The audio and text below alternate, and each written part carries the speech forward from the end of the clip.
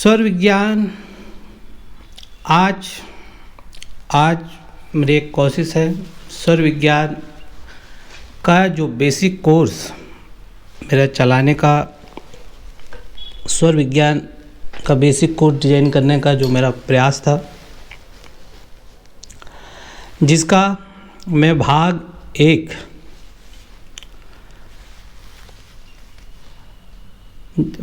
एक शूट कर चुका हूँ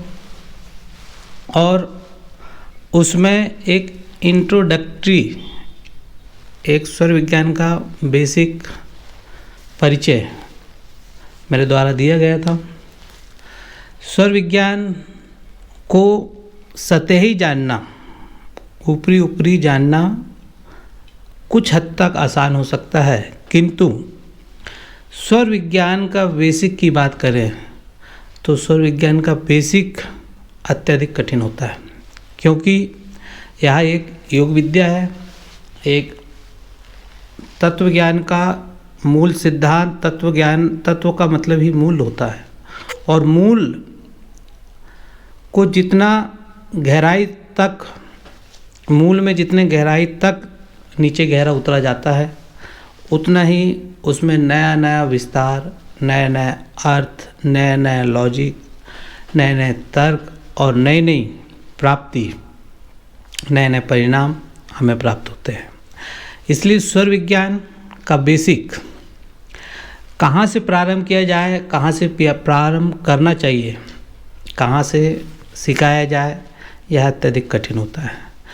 जैसा जो जिज्ञासु व्यक्ति सीखना चाहता है, उसकी बुद्धि के माप अनुसार, उसकी बुद्धि की क्षमता अनुसार स्वर विज्ञान को अलग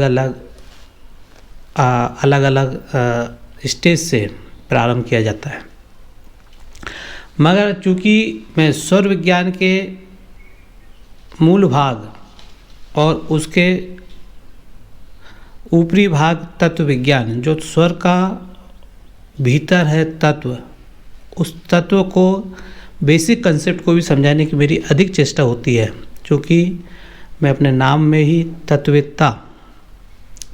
उपाधि लिखता हूँ, वो तत्ववेत्ता संज्ञा मैं देता हूँ। तो तत्वों की अधिक व्याख्या करना, तत्वों में अधिक रुचि रखना,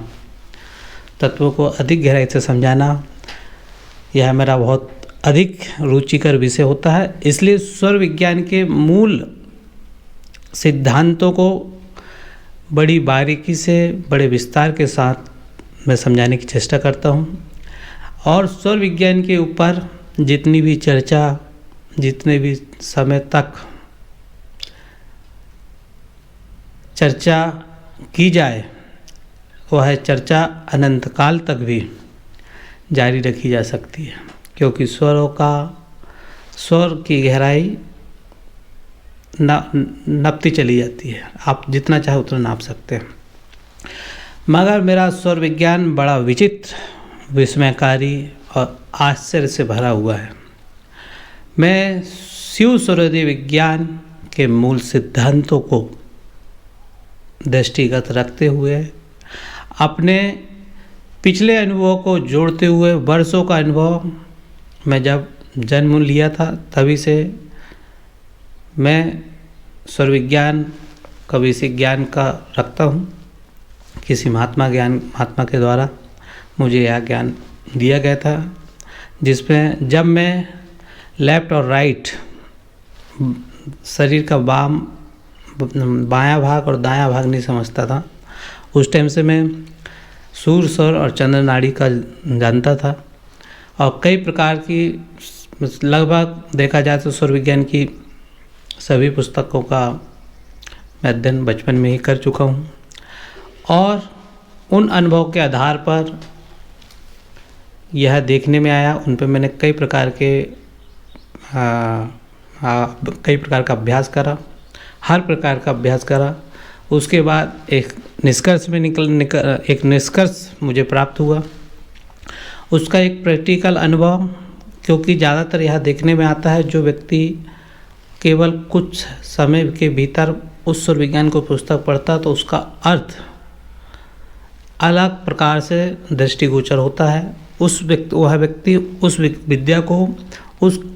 कम समय में पढ़कर जो अर्थ लगाता है, उस अर्थ का अनर्थ कर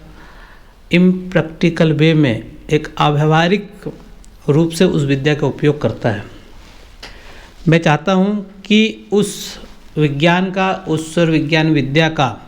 व्यावहारिक उपयोग किस प्रकार से हो। चूँकि मेरे यहाँ मेरे समस्त कोर्स मूलतः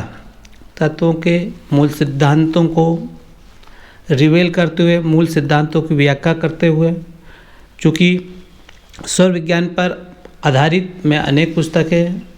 लिख चुका हूँ और अनेक पुस्तकें लिखने जा रहा हूँ। अभी उन पे मेरा कार्य जारी है। स्वर विज्ञान की मैं अभी तक मैंने ऐसा भी व्यक्ति नहीं देखा जिन्होंने स्वर विज्ञान के ऊपर नई खोज लाकर एक नया अर्थ को सार्थक किया हो और प्रैक्टिकल मैनर में उसे समझाया हो, ऐसा मैंने देखा नहीं है। अधिकांश समस्त पुस्तकों में सिर्फ शिव स्वरदेव विज्ञान के अलावा सारी पुस्तकों में स्वर विज्ञान की कुव्याख्या, कुप्रचलन और उसका सही अर्थ को न जानते हुए सारे अनर्थ और एक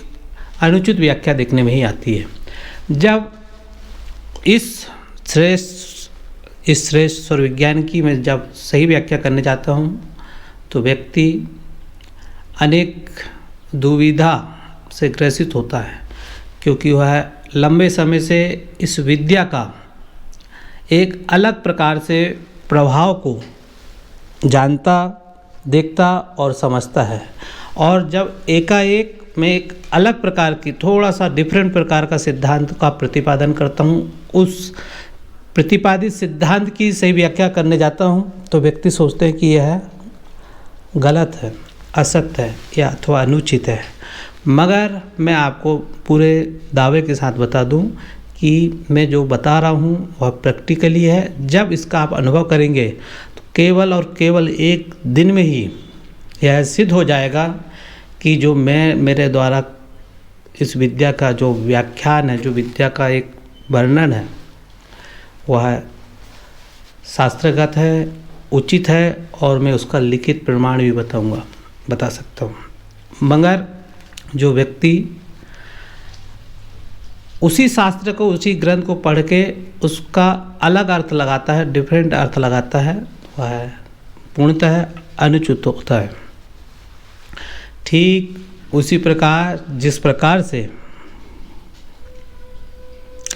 किसी स्त्री का बलात् आलिंगन किया जाता है तो वह स्त्री उस